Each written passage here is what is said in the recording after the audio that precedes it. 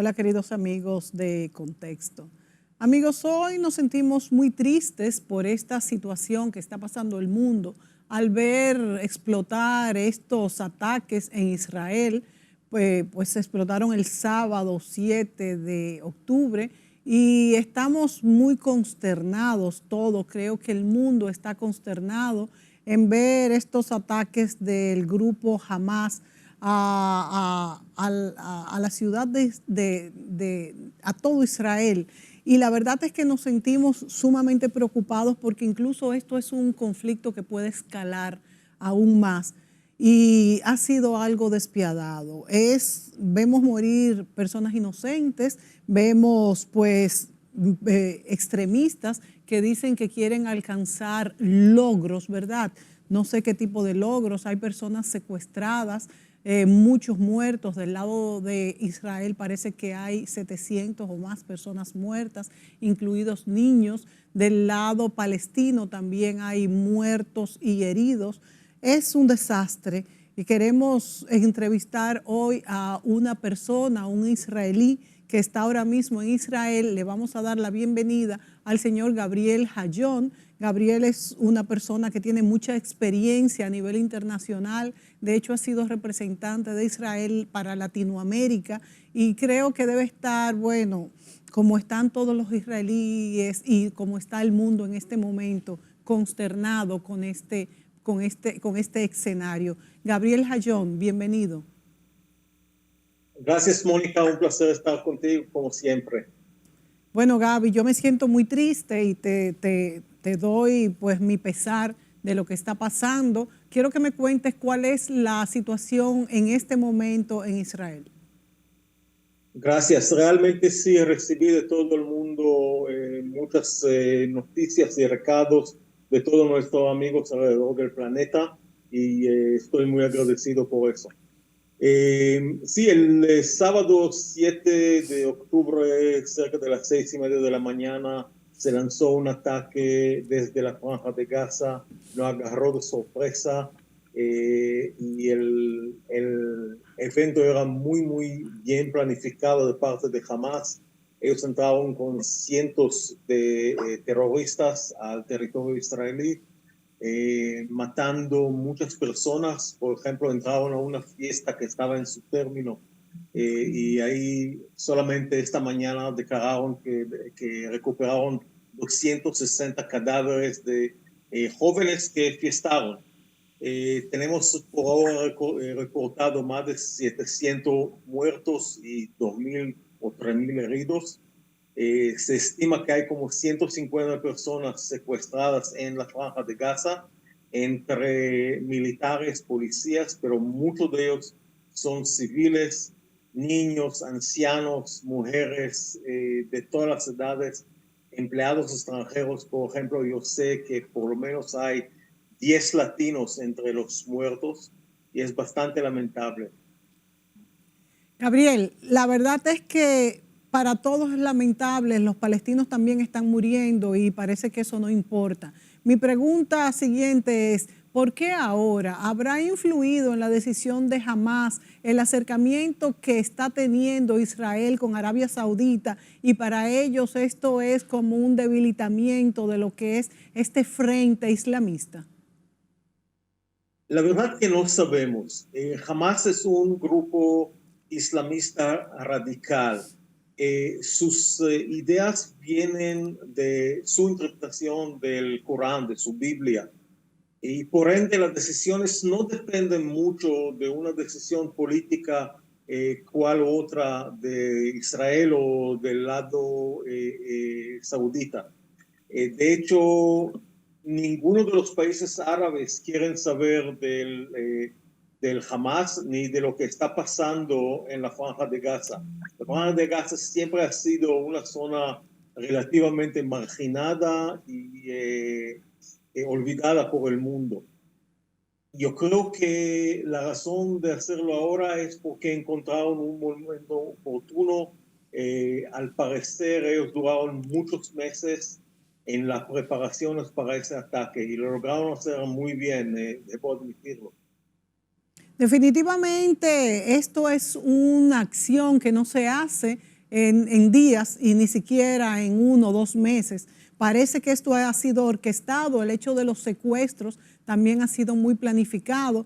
Y se dice, la comunidad internacional, Gaby, nos dice que quizás el hecho de que Israel esté dividido políticamente ha ayudado a tomar esta decisión. ¿Pudieras decir que esto es cierto? La situación política en Israel no está nada bueno en los últimos 2, 3 años.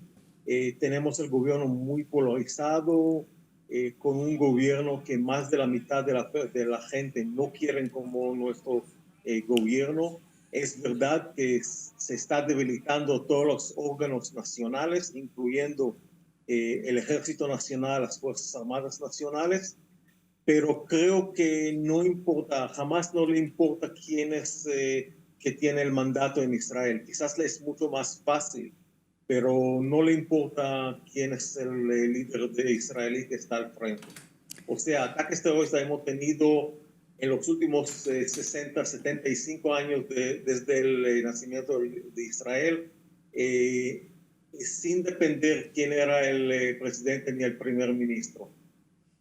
Eso es cierto, Gabriel. Ahora bien, me pregunto yo si a pesar de esta debilidad política que enfrenta Israel en este momento, si el hecho de que todos se han unido, oposición y gobierno en este momento se encuentran muy firmes, porque ha habido declaraciones que nos han llegado hasta aquí de que la oposición ha dicho de que va a poner de lado cualquier diferencia con el gobierno actual para unirse en contra de Hamás. ¿Esto no será un punto de nueva unión para el pueblo de Israel? Un lamentable punto. No, no es un punto de unión, es una coyuntura de emergencia. Israel necesita un gobierno unido, con decisiones firmes, con personas con experiencia en cómo liderar esa situación. Actualmente, lamentablemente, tenemos muchos ministros que no son calificados de hacer lo que están haciendo, son políticos con opiniones muy radicalistas, y esas opiniones no pueden estar en el momento que estamos tratando de ganar una batalla tan importante. Por eso es una bendición la participación de la oposición en un gobierno, pero de una forma coyuntural. No es un gobierno de unidad nacional, no es un gobierno que va a durar más hasta la resolución de este conflicto. Qué pena, Gabriel, que así sea. Pasando al territorio, o sea, al punto de que se está haciendo, vamos a decir, que se ha puesto como motivo la franja de Gaza y que Israel tiene bloqueada a la franja de Gaza y que esto puede ser uno de los motivos de este ataque. Tengo entendido que Israel le da luz, le da agua, algunas infraestructuras y que también se permiten pasar algunas personas. De hecho, también he oído en algunas de las noticias que se le ha dado residencia a personas, a palestinos o a árabes para que se puedan trabajar en Israel. Esto no ha sido tomado en cuenta. Y además de la franja de Gaza, tengo entendido que Israel salió en 2005. ¿Cuál es la situación alrededor de la franja de Gaza? Ok, Israel tenía la franja de Gaza ocupada desde el año 1967. A partir del 2005, como mencionaste, Israel decidió unilateralmente salir de ese territorio para dejarlo para una autonomía palestina, en ese momento en la mano de la autoridad palestina. Y unos años después, como 10 años después, fue Hamás que ganó elecciones semi-democráticos y tomó posición.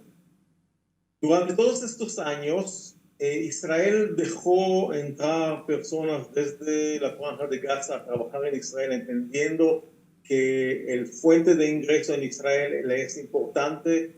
El intercambio de mercancías y personas entre las dos partes son parte importante de lo que estamos haciendo día a día, pero cada vez que los ataques terroristas subieron de nivel, o sea, más ataques, más muertos en la parte israelí, Israel cerraba más y más estos permisos de trabajo.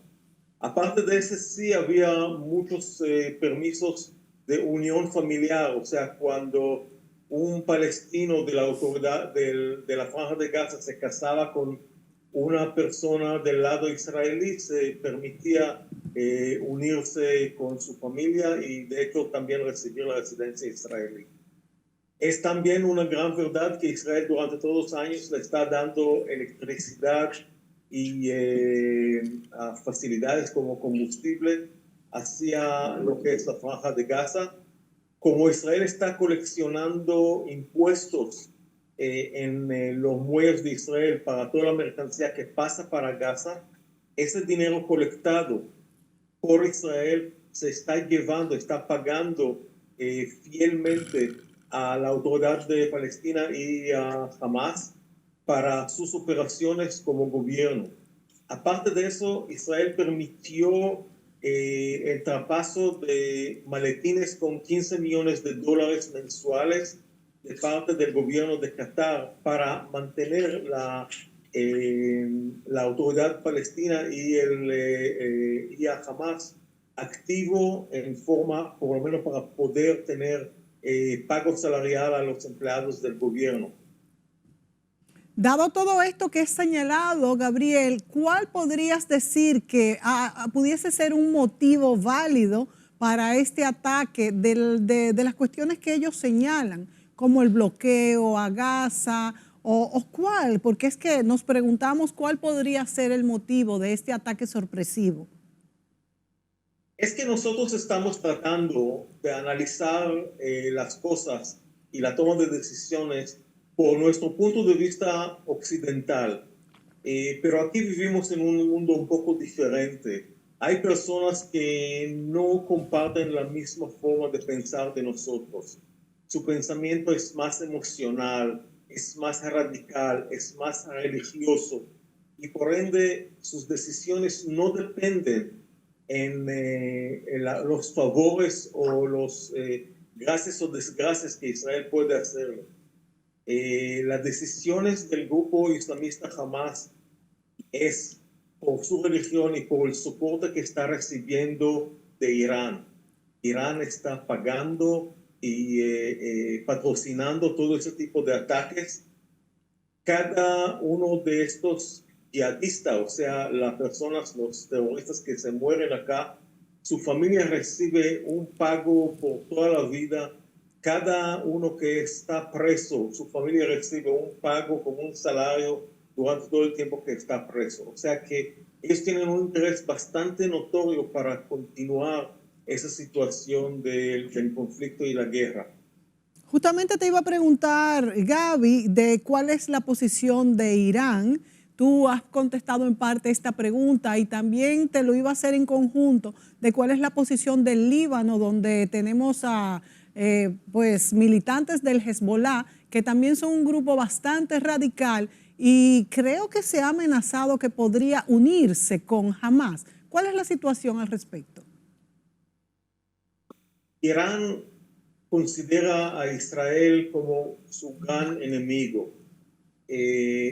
A su entender, Israel es una amenaza estratégica para Irán, que no es verdad. Israel es un país tan chiquito y tan lejos de ellos que es imposible que podamos causarle algún tipo de amenaza real. Entonces, Irán tiene varios proxies, varios testaferros, que son los títeres de Irán en la región. Tenemos los Houthis en Yemen, Sí. tenemos el grupo islamista Hezbollah en Líbano, tenemos grupos en Siria y desde luego que a Hamas y el Jihad islamista en la Franja de Gaza. Entendemos que también hay infiltraciones hacia lo que es Cisjordania, la parte del territorio ocupado por la autoridad palestina, y hay muchos intentos de penetrar también hacia la comunidad árabe que vive en Israel, que son ciudadanos israelíes. O sea que el rol de Irán es intentar de destruir lo que hemos creado y construido acá durante los últimos 75 años. ¿Qué va a pasar con las relaciones, con las negociaciones de Arabia Saudita e Israel que estaban pues a punto de concretarse ante esta iniciativa? Riad puede pues recular, echarse para atrás. ¿Qué pasará? ¿Hay algo previsto en este sentido? Hay algo previsto, se están haciendo movimientos hacia un acuerdo de paz entre Saudi Arabia e Israel. El acuerdo es parte de un movimiento global mucho más grande e importante. Puede ser que políticamente son fenómenos que tienen que favorecer con el presidente Biden como una forma para él ganar votaciones en su propio país, al igual como para limpiar la conciencia del líder saudita frente al mundo, que lo consideran como un asesino, especialmente después del caso Khashoggi en Turquía hace como 5 años. Y Israel es uno de los peones en ese juego de las grandes potencias.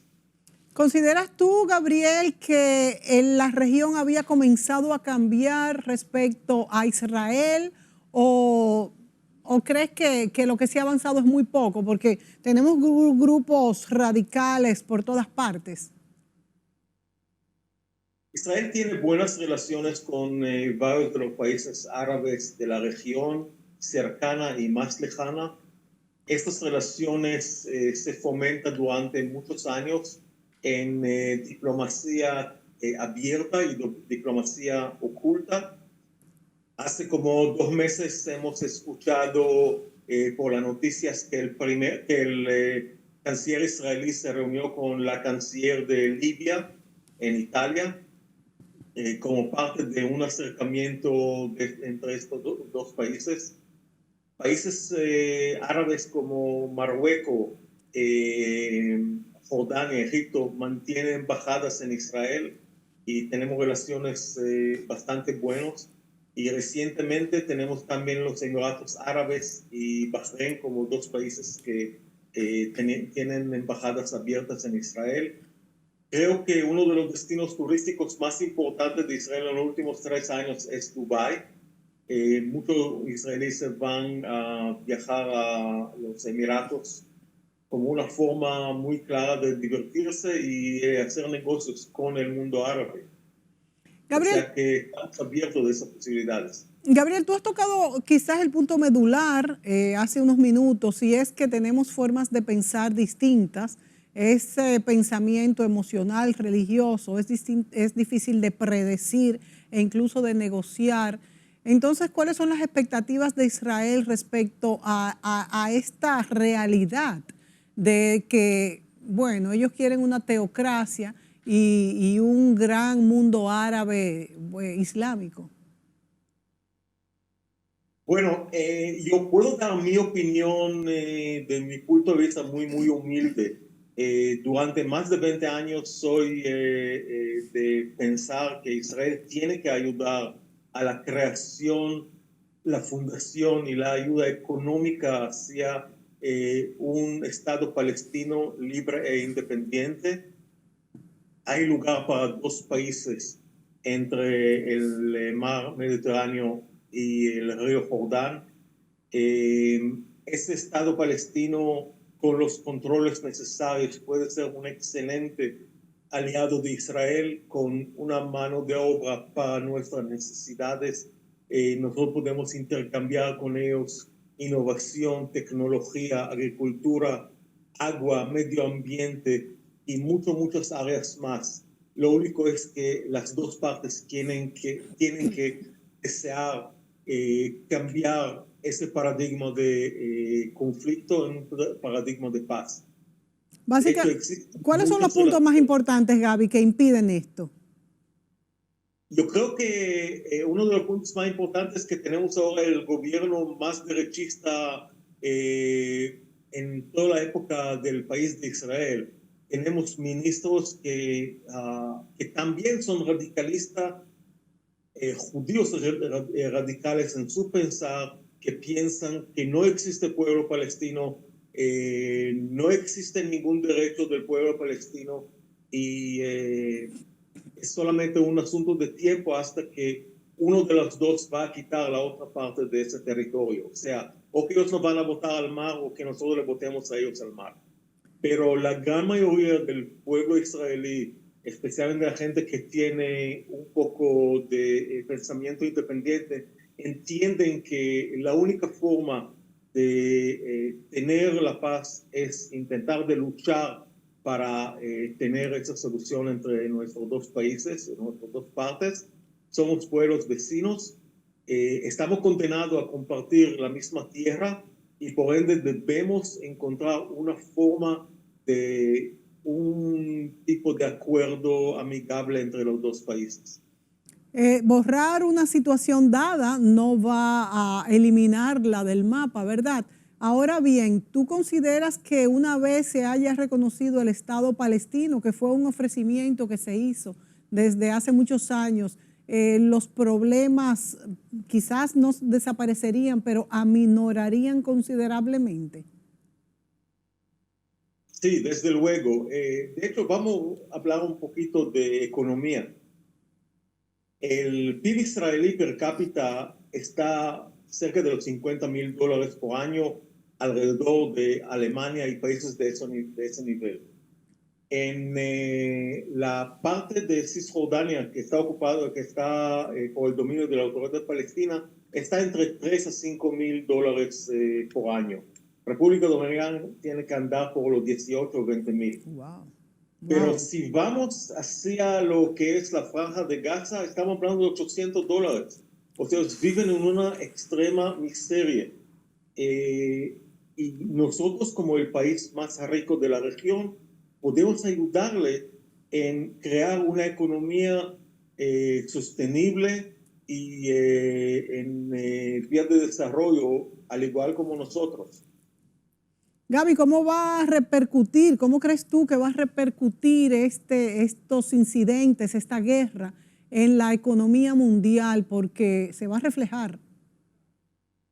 Mundialmente no creo que haya un gran impacto, pero localmente sí estamos viendo que el dólar se fortalece, el euro se fortalece, y eso es lo que pasa casi siempre cuando hay situaciones de guerra. Estamos viendo una merma en inversión extranjera temporal. Creo que cuando se establece la situación, el dinero extranjero, la inyección de capital extranjero se va a volver a la normalidad.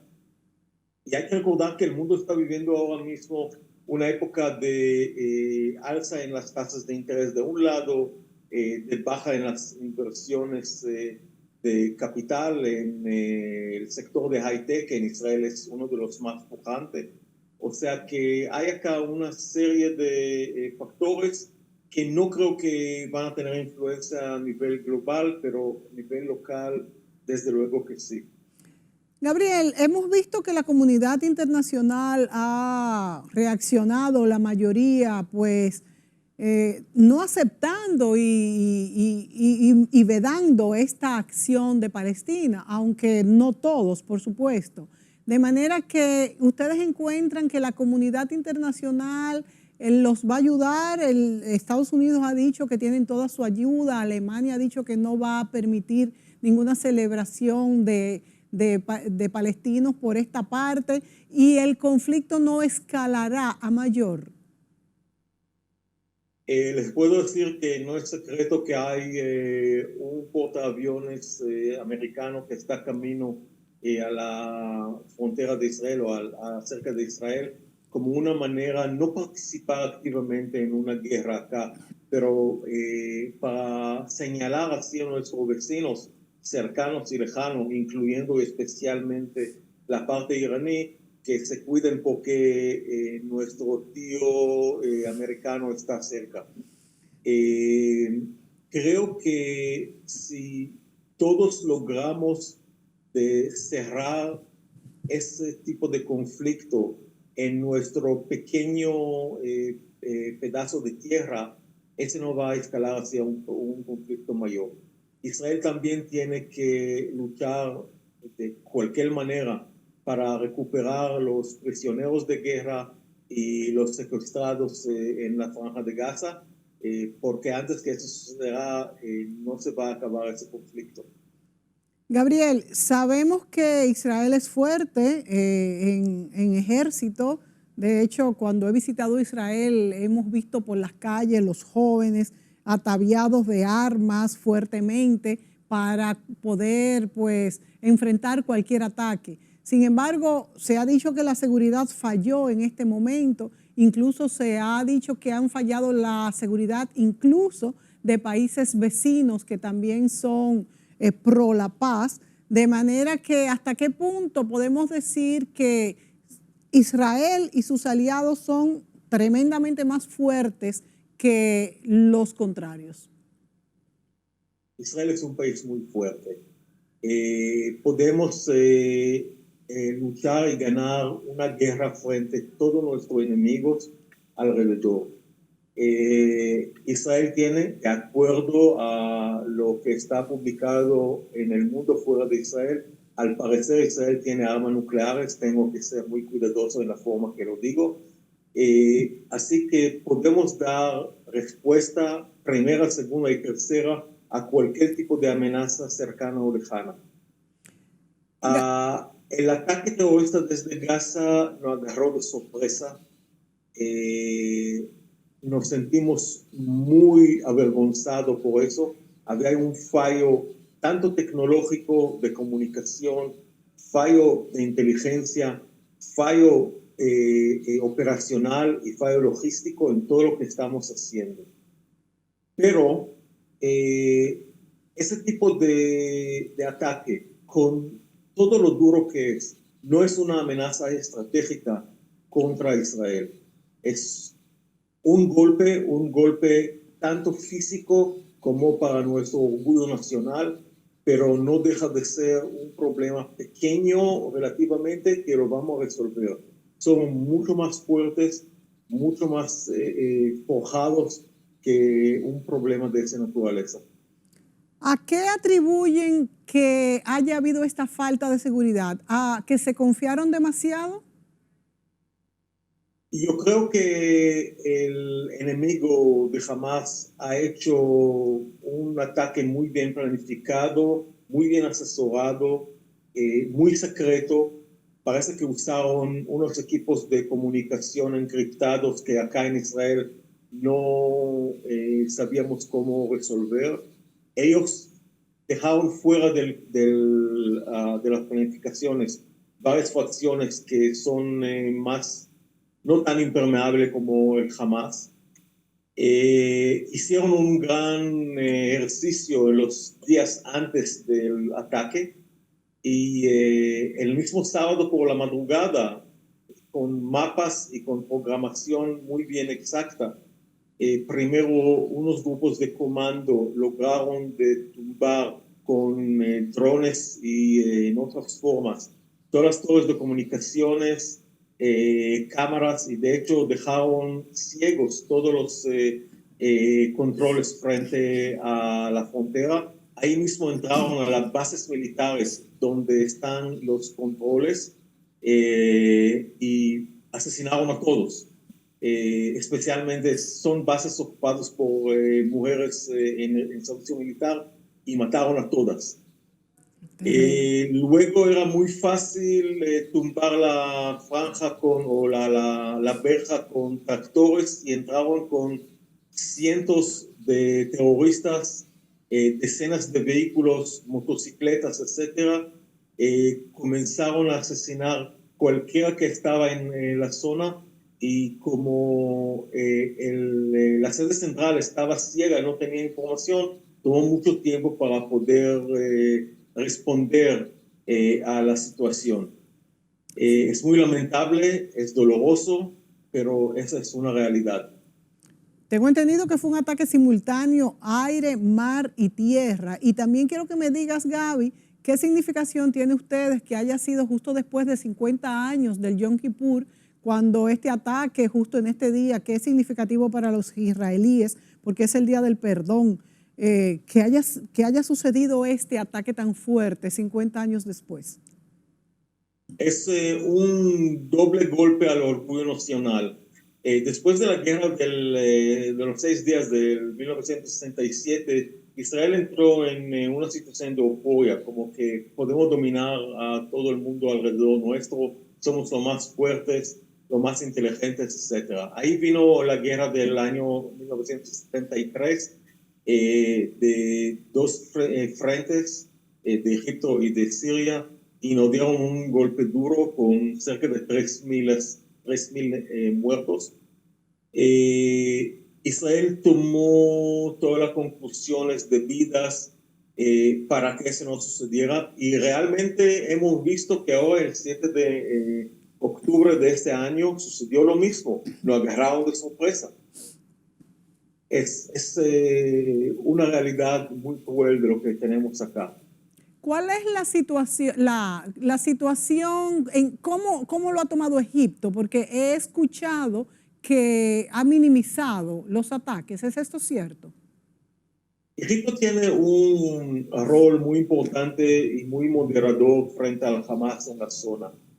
De hecho, hace 2 horas salió en las noticias que el ministro de inteligencia de Egipto llegó a hablar con el primer ministro Netanyahu unos días antes, diciéndole que Hamas está preparando algo muy dramático, y parece que no le hicieron caso. Una alerta similar, el presidente Hussein, el rey Hussein de Jordania, dio a las autoridades israelíes en el 1973, y también no lo escucharon, no le hicieron caso. O sea que si tenemos enemigos alrededor, tenemos que tener los ojos y los oídos abiertos. Gabriel, te vamos a pedir permiso para irnos a una pausa y enseguida regresamos de nuevo contigo. Volvemos. ¿Cómo no?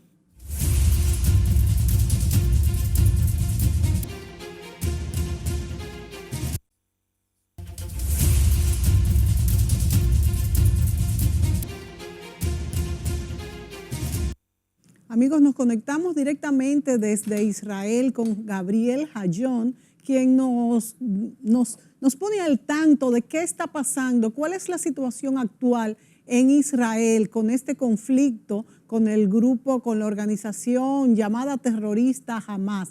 Gabriel, continuamos con esta entrevista y te pregunto, ¿por qué se ha comentado de que este ataque fue para defender la mezquita Alexa u otros lugares santos que según ellos estaban siendo amenazados? Excelente pregunta. Y ahí viene en cuenta la inteligencia de Hamas también, la sabiduría más que la inteligencia. El punto que une a todo el mundo árabe es Jerusalén y especialmente la mezquita de Al-Aqsa en Jerusalén.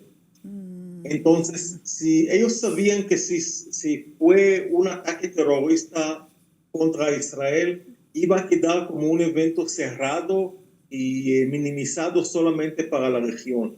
Pero en el momento que ellos ponen en relieve la importancia y o la amenaza a la mezquita, todo el mundo árabe se iba a aliar con ellos. Los primeros son los más fundamentalistas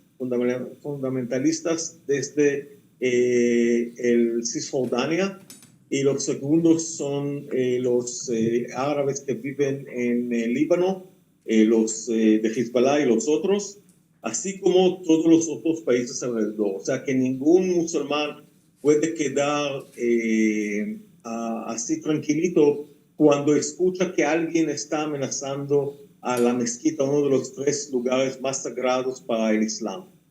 Y esa fue la única razón por mencionar a la mezquita como su meta principal. ¿Qué de cierto hay en esto, en que Israel atentó contra la mezquita Alexa? No, no tiene ningún tipo de verdad. De hecho, en Israel tenemos y mantenemos siempre una libertad de expresión, de rito de todas las religiones que quieren, de forma libre e independiente. De hecho, el control de la mezquita de El Aqsa y todo lo que está en el monte arriba está en la mano de Jordania. Ni siquiera los guardianes son israelíes. Todo es en su control e Israel no va a hacer nada para cambiar ese status quo en esa ubicación. Entendemos la importancia del culto musulmán en ese punto y lo vamos a mantener para siempre sin que Israel tocaría eso. En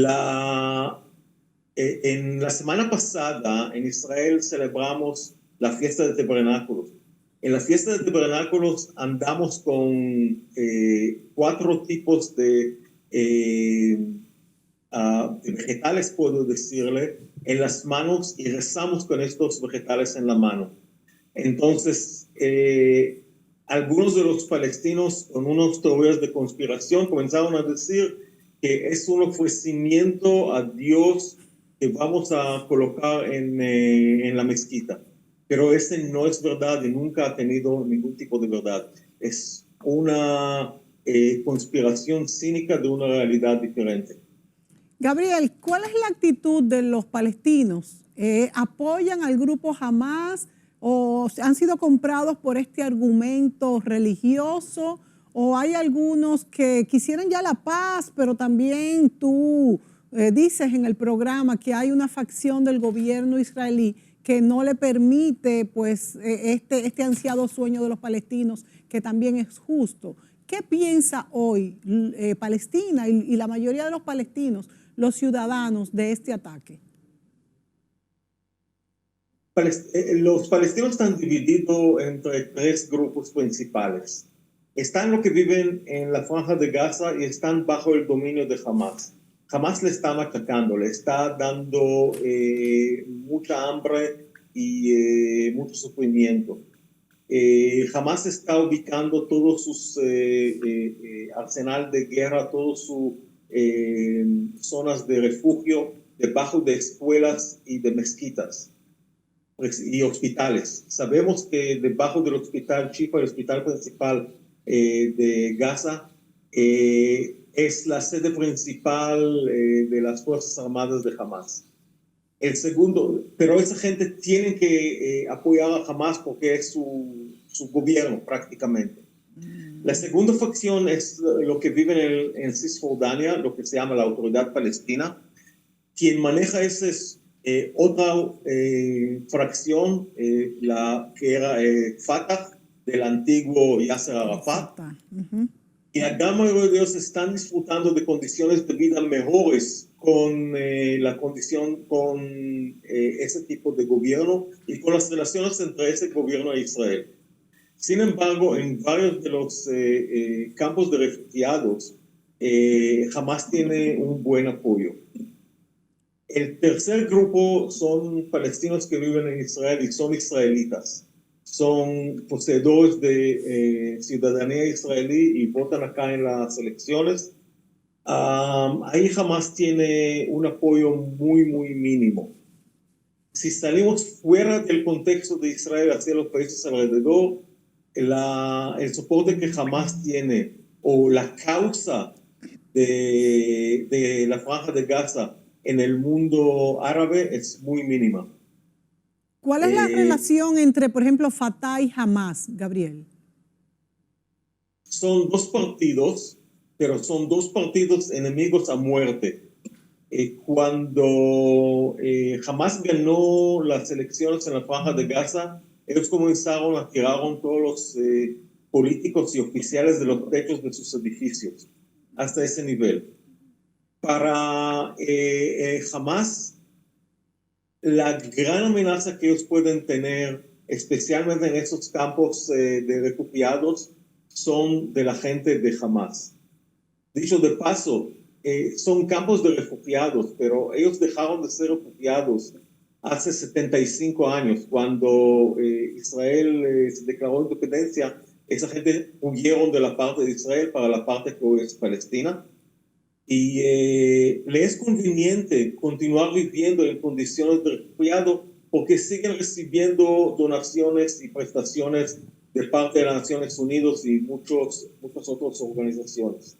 Pero la verdad que si esas personas podían tomar el dinero que han recibido para dedicarlo a algo positivo, por ejemplo, la creación de fuentes de empleos, de hospitales, de educación, de universidades, podían tener en ese territorio un éxito tremendo, mucho mejor de lo que tiene Israel. Dios mío, es un hecho que el mundo árabe está muy dividido y de ahí provienen muchos de sus conflictos. Pero volvamos a Hamas, que es el que nos interesa ahora. El movimiento Hamas, que es el movimiento de resistencia islámica, lo que pretende realmente es el establecimiento de un Estado palestino. Remontémonos a sus orígenes, 1987, en la primera intifada. ¿Ha variado su objetivo? ¿Es esto lo que quiere o es simplemente un grupo reaccionario terrorista? El primer paso en su camino es sí crear un Estado palestino, con derecho a tener todo el armamento que ellos quieren, pero el segundo paso sería echarnos al mar. Y no creo que es algo que nosotros podemos aceptarlo. Es al igual que mañana un grupo de haitianos van a decir que quieren tener un pequeño asentamiento en Dajabón, pero la idea principal de ellos es en 10, 15, 20 años es sacar a todos los dominicanos del territorio. Gabriel conoce muy bien la situación de Latinoamérica porque puedes decir muy brevemente, para no desviarnos del tema, Gaby, ¿a qué te dedicas con Latinoamérica?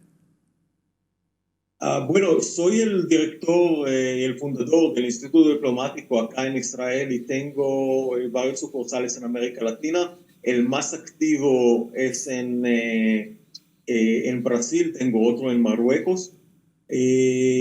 Durante los últimos 40 años casi, estoy trabajando en América Latina o en el eje entre América Latina e Israel, en diplomacia, en la creación de ecosistemas de innovación alrededor del continente, en educación a distancia, creación de muchas fuentes de empleo, creación de centros vocacionales alrededor de todos los países y realmente trayendo muchas tecnologías a América Latina.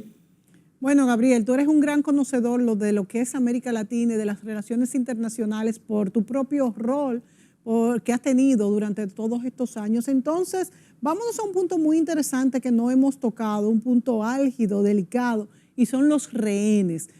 Hamas ha tomado rehenes israelitas, justamente los ha llevado a la Franja de Gaza, y esto representa pues un punto, un meollo del asunto, porque Israel tiene que tener mucho cuidado en atacar, porque puede encontrarse con estos rehenes. Tenemos historias de que Israel ha cambiado, creo que en una ocasión cambió un prisionero de guerra por 1,000 palestinos. No tengo bien el dato en mi memoria. Confírmame si esto es cierto y cuál es la estrategia que tiene Israel para poder recuperar estos rehenes.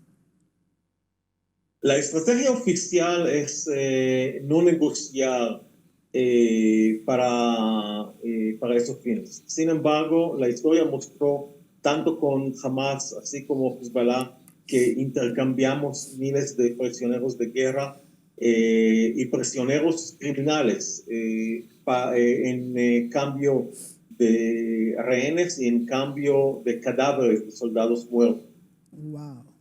Me imagino que Israel va a tener que ceder muchísimo ahora, especialmente porque los rehenes no todos son militares o policías.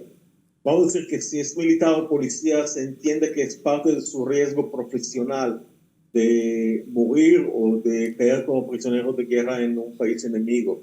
Y en ese caso también el Estado tiene que liberarlo, pero es más entendible. El problema ahora es que muchos de ellos son niños, niñas, adolescentes, mujeres, ancianos y ancianas, e inclusive las enfermeras que están con ese grupo de personas que ni siquiera son israelíes, son filipinas y tailandeses, etc. O sea que Israel va a tener que programar muy bien la forma como liberar estos tipos de prisioneros. Al conocer la forma de negociación del árabe en general y del Hamas en particular, ellos van a exigir pagos muy fuertes por cada tipo de información. Por ejemplo, hasta ahora, 4 días después, no sabemos la cantidad de prisioneros que tienen. No sabemos el estado de ellos, cuándo ellos están muertos, cuándo están vivos, ni definiciones de nada de ellos. Recuerdo, fue un completo desorden en una fiesta donde ellos asesinaron una gran parte y otra parte se llevaron hacia Gaza. O sea, no sabemos realmente cuánto hay y cuál es su situación. Solamente para conseguir esa información me imagino que va a haber precio doloroso. Luego, para comenzar a liberar partes de esas personas, me imagino que van a querer liberar primero todos los prisioneros que tenemos de esa operación. Segundo, todos los prisioneros que tenemos en Israel. Muchos de ellos, o casi todos ellos, son lo que llamamos con sangre en las manos. O sea, son asesinos, son terroristas que han asesinado a israelí en muchas operaciones. Entonces, no sé todavía cómo lo vamos a hacer, pero vamos a tener que ceder. Muchísimas gracias, Gabriel Hayón, desde Israel, lamentando mucho esta situación para el mundo porque nos duele a todos, incluso también los palestinos, todo. Una vida es una vida. Esperemos que este conflicto pueda terminar, este conflicto bautizado como Operación Espada de Guerra. Es muy lamentable, lamentamos mucho esta situación y te agradecemos tu tiempo en un momento tan difícil como el que están viviendo en Israel hoy día. Muchas gracias, Gaby. Gracias, Mónica, y un abrazo a todos mis hermanos dominicanos. Igual para ti, hasta la próxima. Bye.